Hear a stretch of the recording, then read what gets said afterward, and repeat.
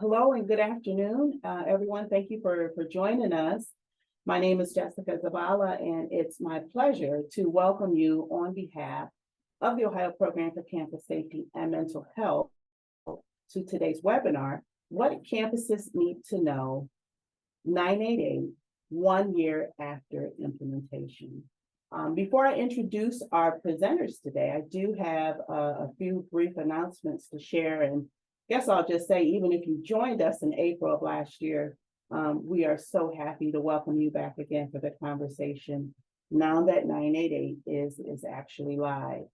And so this is the first webinar for the Ohio Program for Campus Safety for our 2023-2024 series. I want to thank everyone who participated in the topic survey this past May.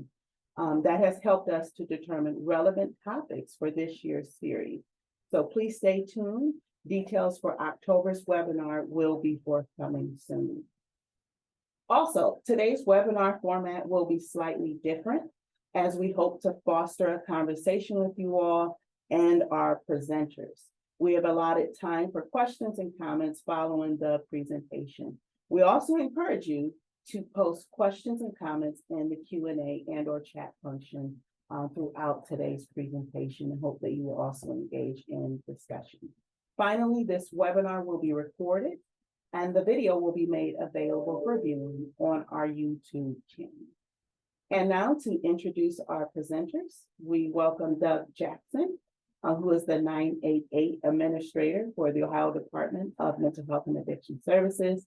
And Doug is joined by two of his colleagues, Abby Wuschlager, who is the State of Ohio 988 Quality Assurance Manager, also with the Ohio Department of Mental Health and Addiction Services, as well as Thomas Gerber, who is the 988 Technical Planning Manager, also with the Ohio Department of Mental and Addiction Services. So Doug, I will turn it over to your team. Thank you again. Thanks, Jessica, and hello, everybody. Good morning actually good afternoon now as we get started talking about 988 with all of you. I am going to share my screen. Give me just a moment to bring that presentation up.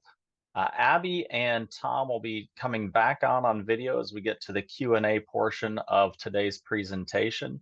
We do want to enter into a conversation with you about 988 and make sure that we are answering your specific questions related to how you and what you do relate to 988. So our names are on the screen. Again, I am Doug Jackson, and Abby and Tom will be back with us in just a few slides. So I am going to talk about 988 from the perspective of not only what it is that you do professionally, but also 988 for all people in general.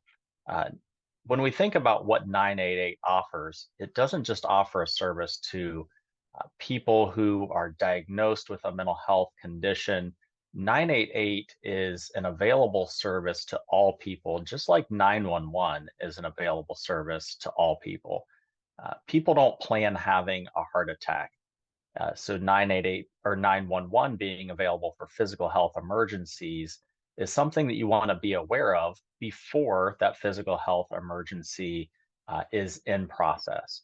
So we also want people to be aware of 988 for a mental health crisis in the same way, because you don't plan a mental health crisis.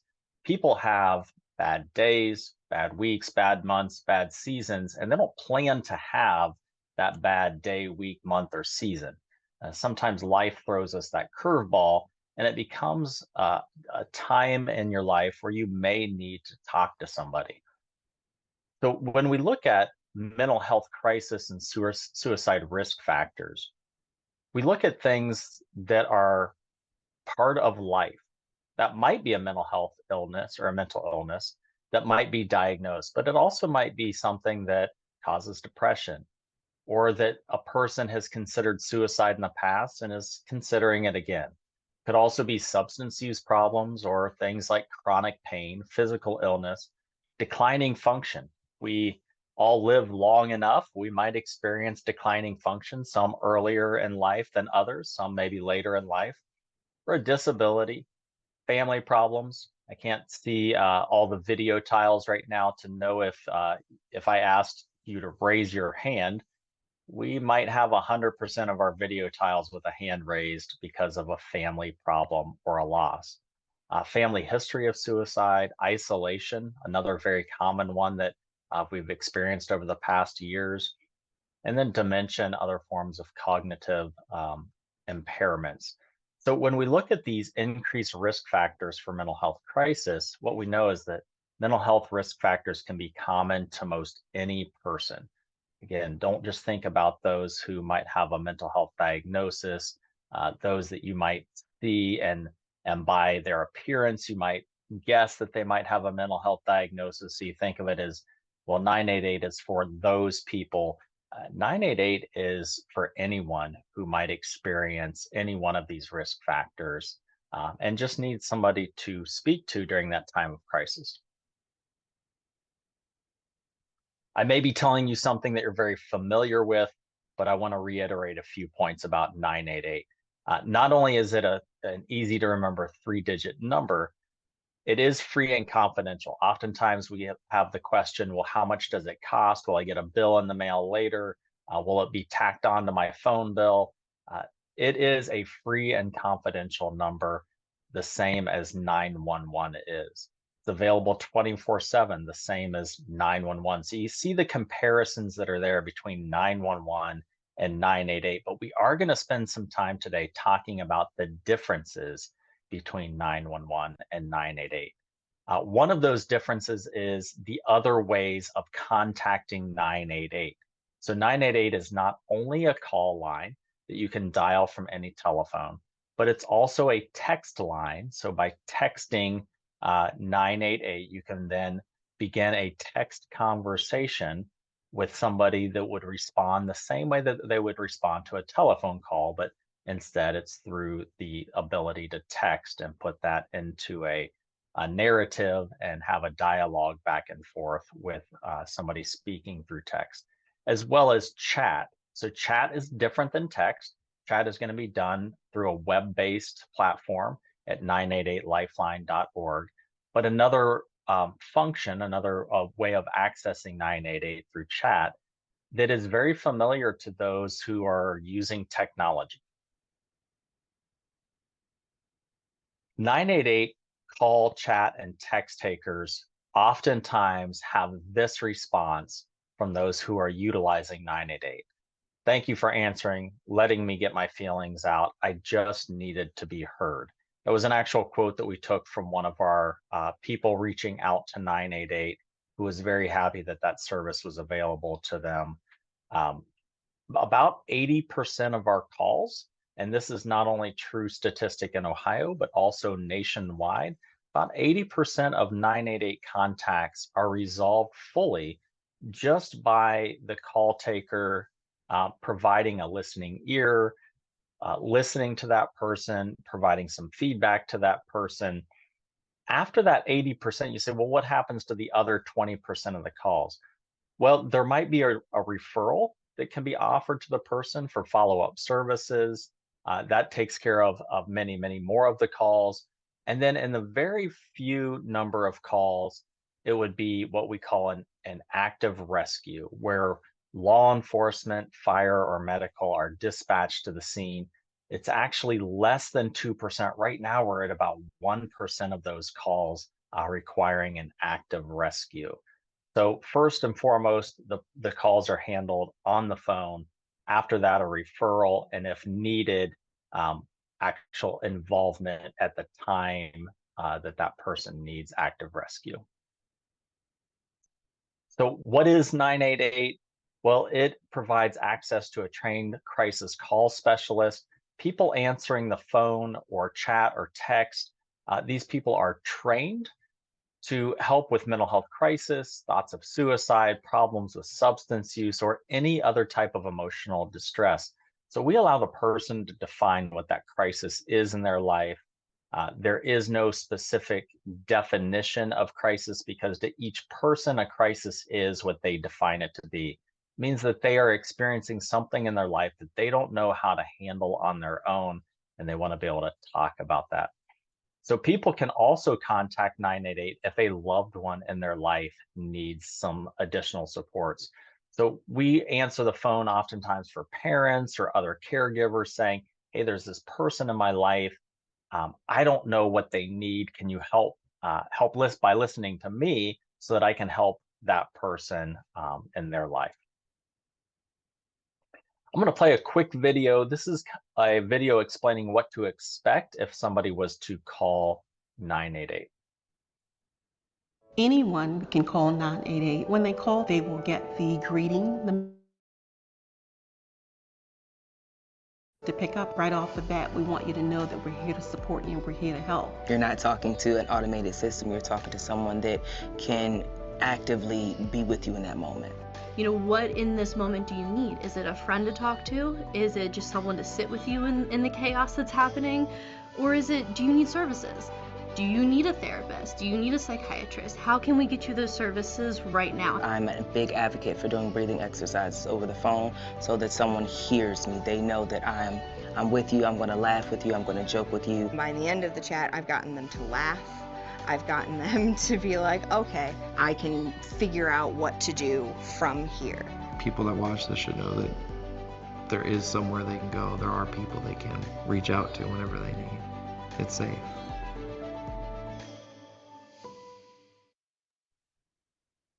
Okay, hopefully that video came through with both the video and audio. I did get a message saying my internet was unstable, so if needed, we can follow up with a link to that video so that you can see it and share it as well. Anyone can call 988. Okay, so we want to talk just a little bit about the key differences between 988 and 911. So 988, we're going to summarize by saying the word crisis, and 911 by saying the word emergency. So 988 for crisis, a crisis would be somebody talking about suicide, but an emergency would be an active suicide threat. So there is a significant difference between somebody talking about it and then acting on a plan that they have. If the person is acting on that plan, they have a plan, they're actively involved in that plan, such as having a gun, having it available and accessible to them with the means to use it, that would be an active suicide threat, and that would be 911. Talking about suicide, the thought about it, it's crossed their mind, they're considering it, that would be a crisis and something that 988 could talk with the person about, and then also help to determine if that person is more serious about that consideration, and at that time, maybe even escalating it up to an active suicide threat. But oftentimes people are considering it, it's something that's on their mind, and we consider that a crisis that we can talk to them about. If there's a plan to harm themselves or others that they're talking about versus a threat to harm themselves or others, that's the difference between 988 and 911. 988 would be able to be involved in a call, a chat, or a text if there is self-injury that doesn't need an immediate medical attention. But sometimes somebody would already be involved in self-injury that does need medical attention. Think about someone cutting themselves. Sometimes people would cut themselves for the experience of that, the sensation of the pain that's there. It might sound odd to some not in a clinical profession, but cutting is something that some people might do just for that experience, but not actually causing themselves harm in the sense of bleeding and needing immediate medical attention. A crisis for calling 988 might be also the use of alcohol and drugs. But if that use of alcohol and drugs means that they've become impaired and they have the inability to care for themselves, that would then go over to 911. 988, a crisis would be something like extreme depression, anxiety, or other mental health symptoms. But in 911, when it gets to a place of it being taking action on that would put themselves again in imminent risk of harm to themselves or others, that's when it would cross over into being an emergency for 988. So what we don't want to do is to say that one number is the only number that people can call. Both numbers still exist, and there certainly is interoperability between 988 and 911, which when we get to the Q&A time, we'll spend some more time talking about how that interoperability works at a local level. Just want to talk a little bit about the data and what we are seeing in the use of 988 in the state of Ohio. We have had now over a year's worth of experience in operating 988 for Ohioans. So to talk about the trends and what we are seeing in the use of it, we are seeing about 9,000 average calls. That is just the telephone calls per month between July of 2022 and May of 2023. So that's the time period that we are using to look at that trend as we talk to you about it today. What we are also seeing is that the trend continues upward in the use of 988, but for that specific time period, so over a good number of months, 9,000, approximately 9,000 telephone calls on average per month. So we know that people are becoming more aware of 988. We know that there is a reducing stigma around the need for mental health supports. So we know that that number is going to continue to go up. Our average speed to answer in the state of Ohio over that same time period was 19 seconds. That's 19 seconds from when the call rang into an Ohio call center and could be picked up by an Ohio call taker. Prior to it being forwarded to an Ohio call center, there is a recorded message that the caller would listen to. That recorded message gives the caller the opportunity to be directed to a specific call center that would be able to respond to veterans calling for help, or if they were Spanish speaking, to go to a call center that is going to have Spanish speaking call takers, or LGBTQ specific supports would be the third option. One of the questions we often get when talking about Spanish speaking option is Spanish the only language, the additional language that's supported outside of English? The answer to that is no.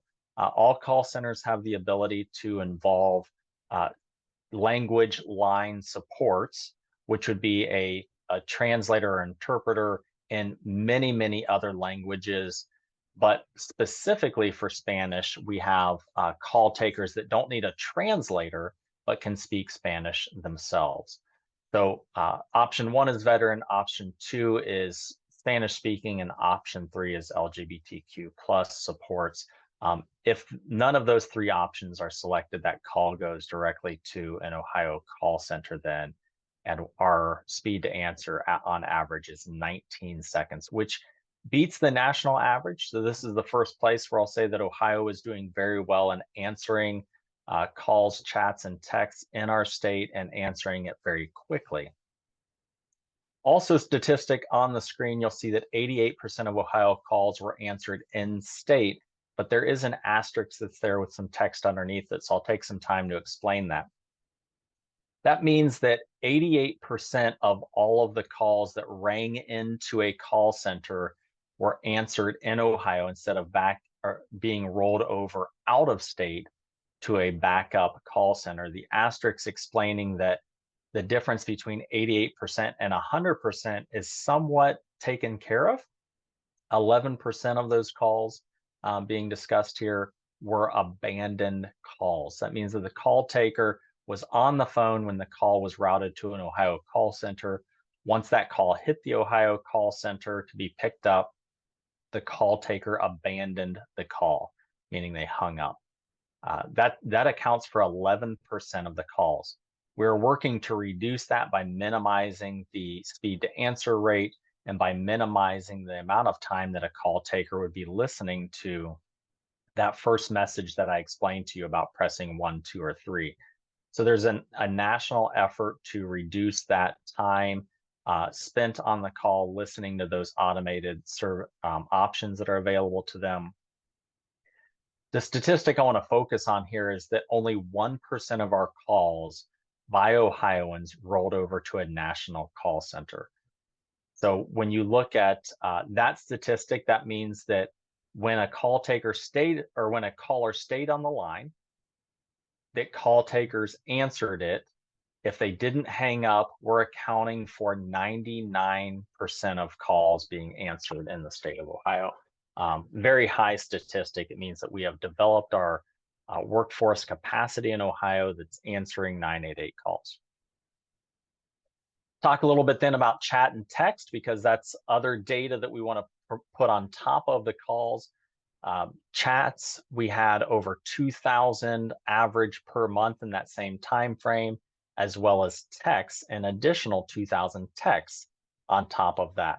So when you add up the calls, the chats, and the texts at 9,000 plus 2,000 plus 2,000, we are getting very high in our volume, expecting that we will be at about 14,000 calls, chats, and texts, or 14,000 contacts per month very, very soon.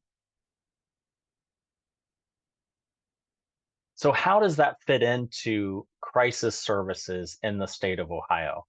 Well, we are continuing to build the ideal crisis continuum, and 988 is that place where a person can connect into the crisis system. So connecting into the system, as I said before, allows the person to oftentimes have their needs met through that telephone call.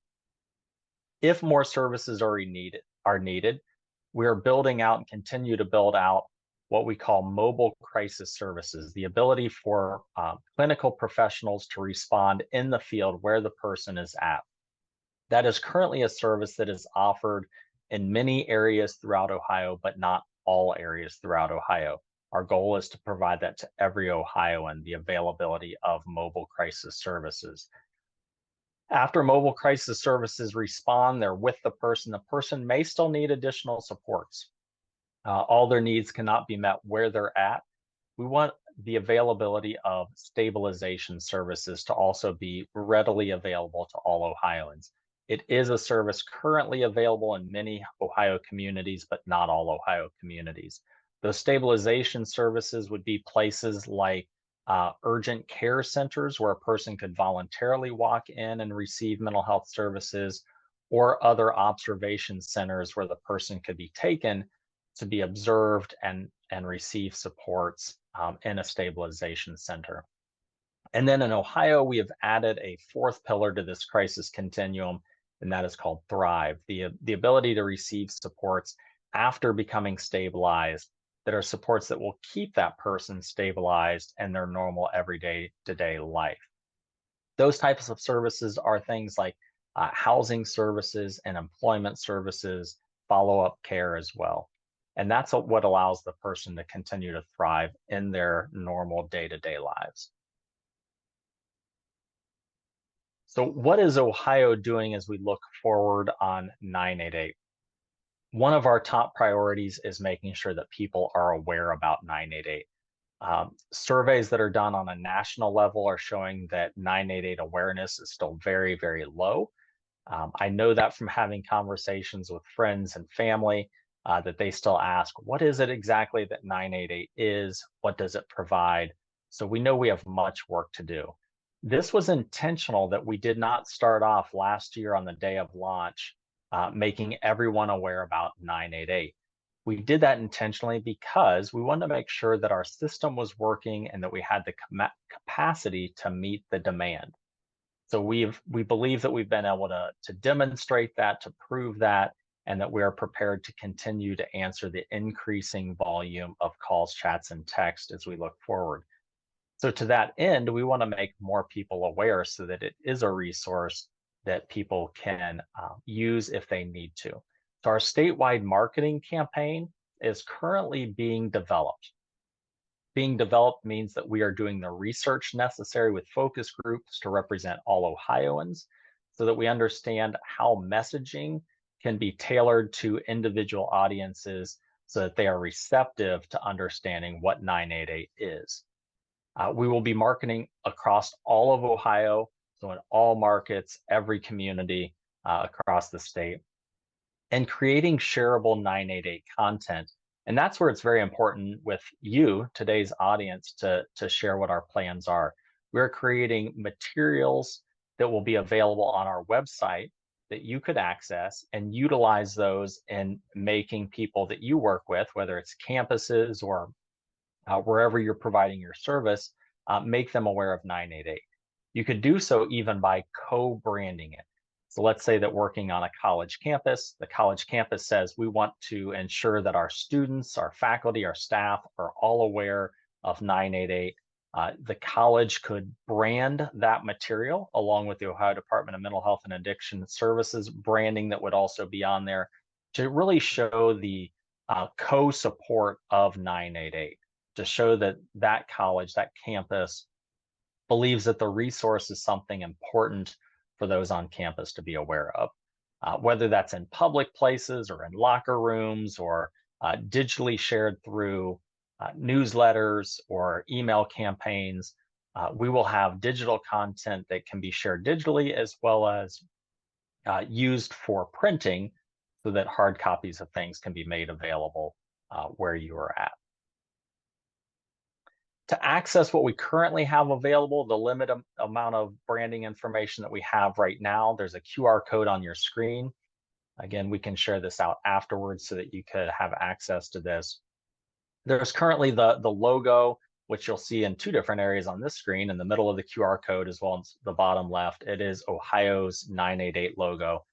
That logo is in line with the national 988 logo. The top half or top 2/3 of that logo is the national 988 logo. We simply added Ohio script below it to let Ohioans know that this is an Ohio resource. Calls, chats, and texts are being answered almost entirely by Ohioans in Ohio. So we're very proud of that local response to mental health crisis in Ohio. So we have some social media shareables on this website currently, and then this will be the landing page that will continue to grow with more and more resources available. Our hope is to have many, many more resources by the end of this calendar year. So that would make it possible for you to not only put a message out now with what is currently available, but continue to come back here for additional messages, additional content for future messages for you to continue to share about 988. So with that, that is an overview of what has been happening with 988 in the state of Ohio over the last year worth of providing services. Tom and Abby are going to join me, my colleagues that are a part of the Ohio Department of Mental Health and Addiction Services 988 team. Actually, you have the full team with you today. The three of us are the 988 team for the state of Ohio. So we should be able to answer any of your questions. If you can stump us, we will get an answer and we'll get it back to you, but we're happy to enter into some conversation with you about 988 and what it means to you. I just want to say thank you so much, Doug, for that very informative presentation. Appreciate the information that you brought and many, many updates since 988 has been implemented here in the state of Ohio. And there appears to already be a question in the chat function, but I do want to encourage campus and community stakeholders.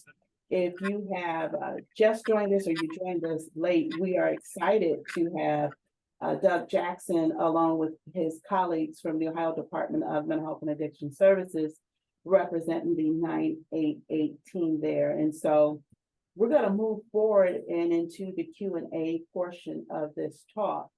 And I am curious as to who has joined us and from which campuses and which counties. And so if you would not mind, please feel free to share with us what county you have joined us from or your campus community, as well as your institution that you are joining us from.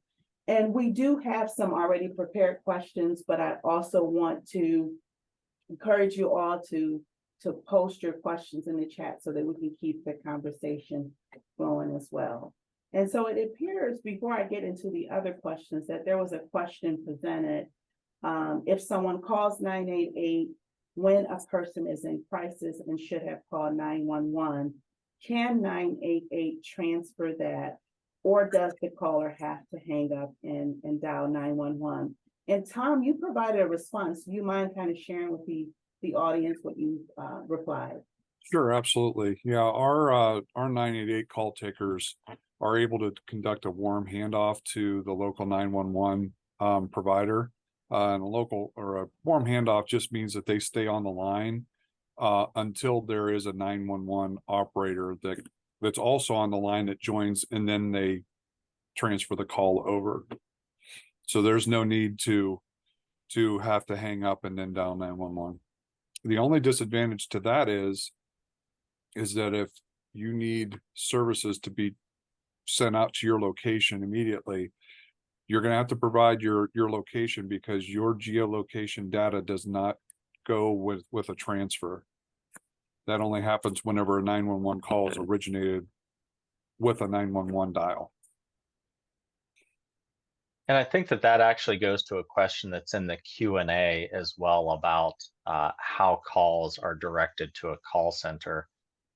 So Tom, I'll have you answer this one as well. If someone calls 988 within Ohio with a phone number from another state, will they be directed to where the phone is, quote, registered, or where the person is located? So basically, is their geolocation function up and running yet? So Tom, I'll let you speak to where we're at with geolocation. Yeah, at this time there is not. So 911 operates as a geolocation, where it is wherever your phone is at, your location and your call is transferred to the nearest 911 call center. 988 is different, and that's set up by the FCC. That is sent and routed by your area code and exchange, or your first 6 digits. So if you have an Ohio-based telephone number and you're in Florida and you dial 988, it's going to come back up to Ohio. There's arguments and advocacy on both sides of that aisle, and right now that's going to have to be determined at the federal level because of how routing goes and how it's being basically advertised as an anonymous line. There seems to be some compromise that is that's being discussed that will get that call a lot closer, but not be able to disclose an exact location, such as like a cell phone ping or a triangulation, which will get it close, but not as accurate as if it was a 911 dial. But like I said, right now, geolocation does not exist. And that decision to either implement or not implement is going to take place at the federal level. Thank you both so very much for that response. And it looks as though we have representation from near and far across the state. So thank you to everyone for sharing your location and your campus. It's very helpful for us to know and ensure that there's adequate representation across the state. And so I'll kind of begin in with a few other questions, again, encouraging everyone to also post your questions. But for many years, of course, students, staff, and faculty have used the National Suicide Prevention Lifeline, right? And so the first question is, how does the National Suicide Prevention Lifeline intersect with 988? Is there even an intersection? And so I guess the second and third part to this is, if a student were to call the 1-800 crisis line, does it still work, and what can they expect? Tom, would you like to take that, or you want to pass that on to Abby? Abby, you want to go ahead and take that one? Saw that coming. Yes, happy to answer that. So the crisis text line it still exists, and it is a completely separate agency from 988. Actually, interesting fact is the crisis text line in certain areas does also answer 988 chats and text, not in Ohio, but for other states. So students are able to dial 988. They can still dial the old 1-800 National Suicide Prevention Lifeline, or they can text the crisis lifeline, and they will get a response through either of those avenues. We are really taking a no wrong door approach. So, if we have students that are more comfortable with using those old numbers, they can still use them. The National Suicide Prevention Lifeline, the 1-800 number, does roll into 988. And again, the crisis text line is a separate organization, but they can still reach out to that as well. And I think what we'll see over time is that it'll continue to evolve to where 988 becomes a more primary and more well-known number, to the point where other numbers will then begin to phase out of service because of less use and more use to 988. That's our speculation. That's what we're forecasting will happen. Really, a very similar transition happened when 911 became a 3-digit number for police, fire, and ambulance, that there were still local lines that existed, and those local lines didn't go away. They still rang into, the local police station, but 911 took some time to get to be the primary number, where those other numbers just became more administrative numbers to reach that department. So we believe that over time, 988 will continue to rise as the primary number. Thank you all very much. And I'll head over to a question that was in the chat. I have heard that 988 sometimes offers a follow-up next day check-in on a caller. Is this accurate? And if so, could you share some details about when and how that occurs? Yes, Irene, that is accurate. That's a great question. Part of our 988 specialist process is, as they're wrapping up that call, is to ask if it's okay if we follow up. We always want to make sure that everybody that calls is, has had their needs met and they don't have any follow-up, because we know the next day you have some time to process and make sure everything kind of fell into place and see if you have additional needs. The caller or chatter or texter does have the option to say no. And then in that case, we wouldn't follow up, but we do want to as much as we can. Thank you so much, Abby. And so again, we do have representation from across the state. I've seen Stark County, Montgomery County, Cuyahoga County, various counties. And so my question is, what's the current role and involvement of higher education stakeholders now that 988 has been implemented? Abby, you want me to take that one?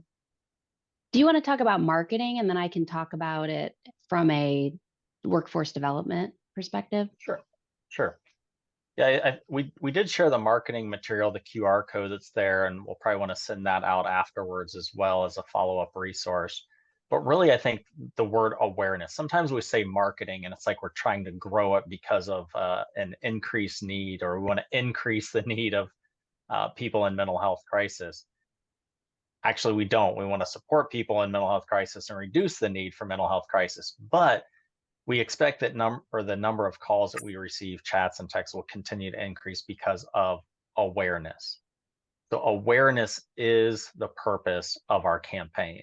We call it a marketing campaign, but it's to increase awareness. And I would say that campuses can take a significant role in increasing awareness on their campus that 988 is a resource for all people. Abby?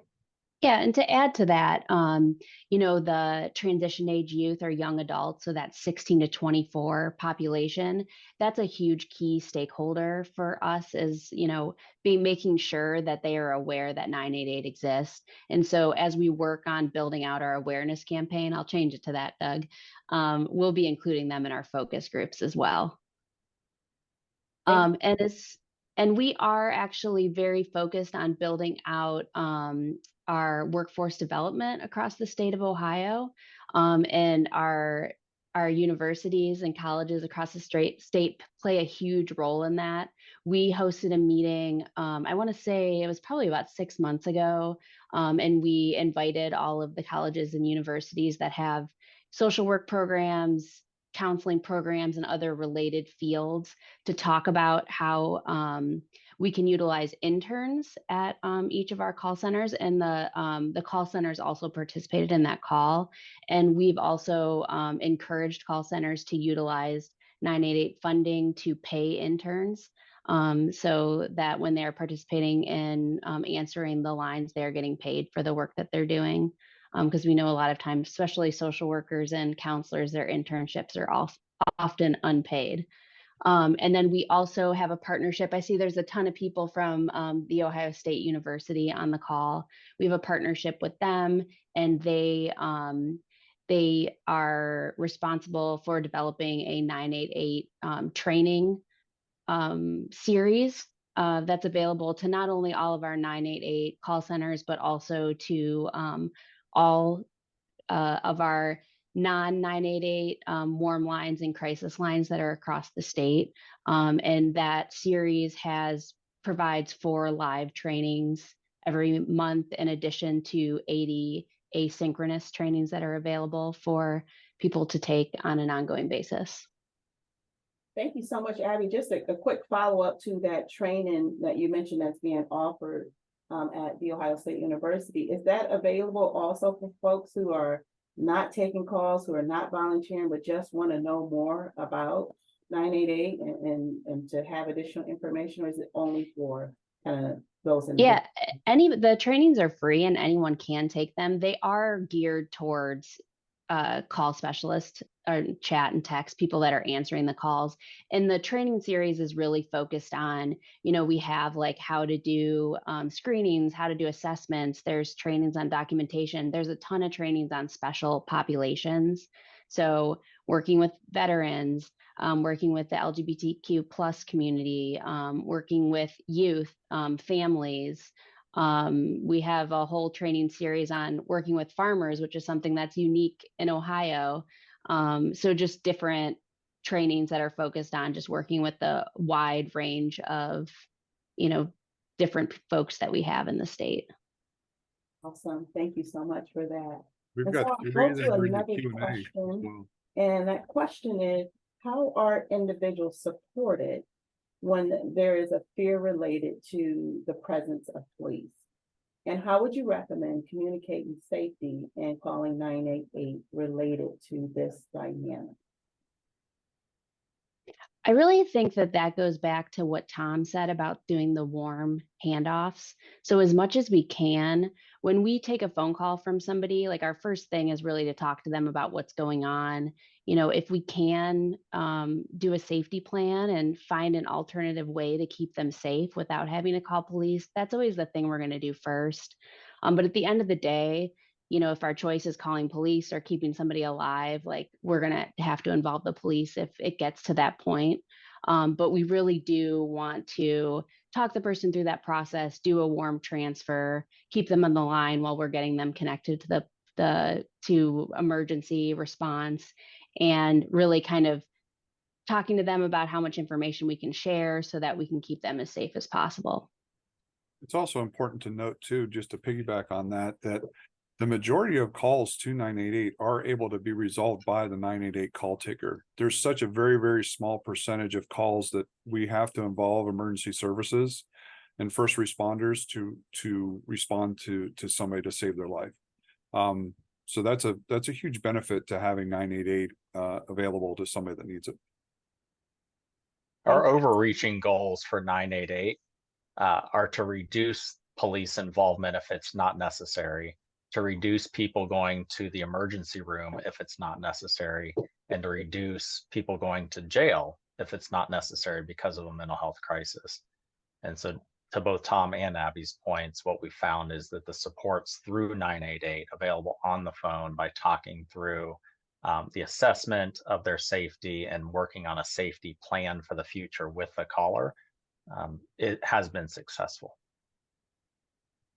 Thank you all for adding those perspectives. And Doug, you shared this earlier, and if you just can kind of repeat what the stats are or the percentage of texts and chats that are being answered in Ohio. I know we will also share out the slides so that information will be available via that way as well. Yeah, the slide for calls actually had the statistics for calls being answered in Ohio, and that is correct by the person who asked the question about chats and texts, that those slides did not have the statistics for how many are being answered in Ohio. So the way that we rolled out 988 in Ohio was to first focus on the number of calls because the volume was higher, that we would be able to support callers in Ohio. We have had chat and text providers here in Ohio answering Ohio chat and text since the launch of 988. We continue to increase the workforce for that. We've just received additional funding to be able to do that. So we are increasing the number of staff who respond to chats and texts. Right now, we are running at about 25 to 28% of our chats and texts that are generated by Ohioans are being answered in Ohio. The others are being answered by a national backup center that responds to chats and texts. But we also have a national backup center in the state of Ohio that's responding to chats and texts. So we kind of have all tiers of coverage even in our state. So we might be answering more than that 25 to 28% because of our involvement on the national side as well. but we are looking to increase that and to match that with our calls. Our goal is to always have at least 90% of our calls being answered in Ohio. You can see that we are at 88% because we do not take into consideration the abandonment rate. Our goal, our ultimate goal, is to be able to answer 100% in the state of Ohio. And if you're not familiar with an abandonment rate, is somebody that calls in that, and in that window of time or while they're getting routed through the system, that they change their mind and hang up the call. So our call centers never had a chance to talk to them. Great questions. All right, just and another question, and I noticed that we do have a lot of folks, even from out of state, participating. And of course, we know that sometimes students, they may live in Ohio, but yet they are, for example, attending college that is in Michigan or Pennsylvania or one of our other bordering states. How does that work? And I know you talked a little bit earlier about that, but how would that work? Right, I think that goes back to the answer we provided about how calls are routed. So calls currently not being routed by the geolocation of the caller, but by the first 6 numbers of their telephone number, routing it to a call center. We are advocating again for geolocation. However, what I will say is that the national network of 988 call centers also works in collaboration to get supports if a person needs a support, where that person is at. So if somebody is an Ohioan with an Ohio telephone number, but they're calling out of state, the Ohio call taker that would answer that, because it would be routed back to Ohio, is going to try to find a resource where that person is at to allow them to get the help where they're at. So let's just, for example, say that they're attending college or university in Pennsylvania. That a Pennsylvania resource would be found and connected to that person. So we do work especially with our border states, but we also work within the national network to ensure that people are getting help where they need it. Abby, do you have anything to add to that? No, I think that you summed it up pretty well. Thanks, Doug.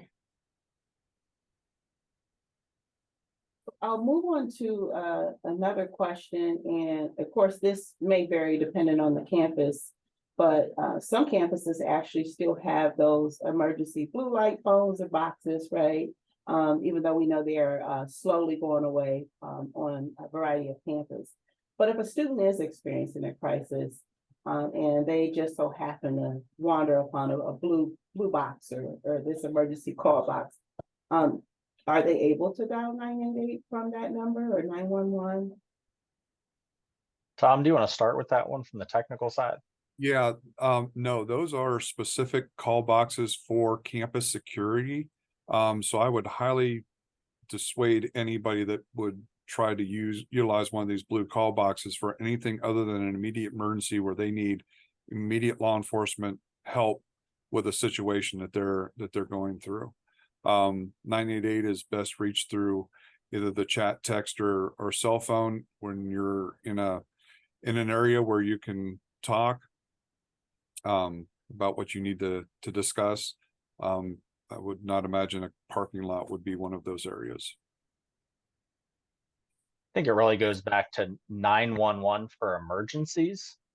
Blue boxes would be very similar to that for emergencies where immediate help is needed, and 988 for crisis. Thank you, Tom and Doug, for reiterating that point right there. And so there was a question that came through the chat regarding a bachelor level degree, I believe it stated. Abby, I think that might have been related to the training. Do you know if there's specific requirements or if a bachelor's level person is required for that? So to be a call specialist, every call center is a little bit different, but in general, most of our call centers have a wide range of staff and staff skills. So something that we're very proud of Ohio is that we want peers or folks with lived experience to really participate in providing services. They bring a lot of value to answering our to answering 988 calls, chats, and texts. So we include them in call centers across the state. So we have call specialists that have a high school diploma. Some do have bachelor's degrees. We have some that are licensed, either a counselor or a social worker, and they might have a bachelor's degree or a master's degree. We do have levels of supervision that's provided to all of our call specialists. So no matter what your background is, you always have access to a licensed counselor or social worker to help assist with any challenging calls. Thank you so much, Abby. And that actually brings up another question. And I'm so glad that, you all mentioned the importance of peers, right? And that 988 also has the capacity for someone who is, looking for support for a family member or a parent or a caregiver or whatnot if someone needed support. But I don't know, has there been a way for students to share their experience of using 988 and or individual with lived experience to, share if they've had what they have encountered and what that experience may have been like using 988? Abby, why don't you start, and then I'll see if there's anything that needs added, but I know you have a great perspective on that. Sure. I mean, so there's probably some different avenues of how to think about it. So one is that there are always opportunities if somebody has a bad experience where they can talk to, they call them client rights specialists. All of our agencies have them, so they can ask to speak with that person to kind of share their experience. Our hope is that everyone's experience is positive. And in that case, they could also go through the client rights person to share their positive experience, but we have people that reach out to us. We don't really have a formal way right now of collecting those experiences, aside from people that are volunteering their stories with us. But thankfully, we've had a lot of news outlets across the state of Ohio that have been really interested in 988, and people have been coming forward and sharing their stories with them. And then a big part of going back to our awareness campaign, we will have focus groups. So we'll have opportunities for people to share their experiences with 988 and with just our messaging of how we're promoting it across the state. Doug, did you have anything you want to add to that? The only thing that I would add is just a way that they could contact us. And this is a very public email address, but it would come to the Ohio MOS 988 team, which is represented here with Tom, Abby, and myself. Our email address is 988ohio.mha.ohio.gov. So that comes to our state agency email address, making all of us aware that somebody is reaching out either with a question or with a positive story. So that email address is on the last slide of the slide deck that can go out afterwards as a resource. But certainly we would love to hear those stories. When we can point media to a positive story, it helps others who are thinking about calling 988 feel that it has been useful to others in need, others that might have a similar story to themselves. It creates just trust in the system by sharing those stories. And we really enjoy and appreciate also returning the story back to call, chat, and text takers so that they know that their involvement in providing supports is meaningful to those that they're serving. So we do try to route that back and let call centers know that we're making a difference for Ohioans. Yeah. And we also always want to know if somebody doesn't have a great experience, because we do know that happens. And my role as the quality assurance manager is continuous quality improvement. We want to make sure that every person that calls 988 has a great experience. And so we really take that into consideration as we're working on our quality improvement plans that are ongoing across the state. Thank you so much, Abby and Doug. And so we have about 4 minutes left. I know we have time for a couple more questions, and there appears to be at least one more in the chat here. And Doug, I know you mentioned that less than 1% requires an active rescue, but this question is whether or not mobile units are available if needed. If you can expand on that, and or perhaps if an intervention is needed, how does that information be correlated and or corresponded back to campus? Yeah, so let me start with our mobile units available if needed. So we call it mobile crisis response in general. Ohio also has a specific mobile response for youth and youth families with a youth in crisis called Mobile Response and Stabilization Services, MRSS. And so between mobile crisis and MRSS, we do try to get out all that we can or have providers of that service be available to Ohioans. Uh, we know that, again, and I said this during the presentation, I'm not saying it to just share the vision and the hopes that we have. We know that more services are needed. It is not available in all communities. Ohio is a local rural state, which means that the Ohio Department of Mental Health and Addiction Services works with our local alcohol, drug, and mental health boards. There are 50 of those boards throughout the state of Ohio that are meeting the needs of the local community that they serve. And so that is an identified gap that has been identified by the boards themselves. And our state agency is working on the planning and funding for how to increase the availability of that service. So we, in our last survey, I believe it was 38 different mobile crisis teams existed in Ohio. I'm going back in my memory bank to that survey, so I hope that statistic is correct. I just shared it last week as well. So I think it's 38 crisis response units currently available throughout the state of Ohio, and we are continually increasing that. And thank you so much, Doug. And we're at 2 minutes left, and I know there were still some questions that were pre-prepared that we didn't get to, but certainly hopefully we'll have an opportunity to engage with you and get some of those responses out to our stakeholders. And so I just want to thank Doug, Abby, and Thomas again from the Ohio Department of Mental Health and Addiction Services for a very informative presentation, as well as discussion regarding 988 1 year after implementation for campus stakeholders here in Ohio. And so if you all would join me in thanking this wonderful team for the information that they presented today. We certainly appreciate your time for joining us. And please be on the lookout for the slides to be disseminated via our listserv, as well as this recorded presentation to be uploaded onto our YouTube channel. Thank you again, everyone, for joining us, and have a wonderful afternoon. Goodbye.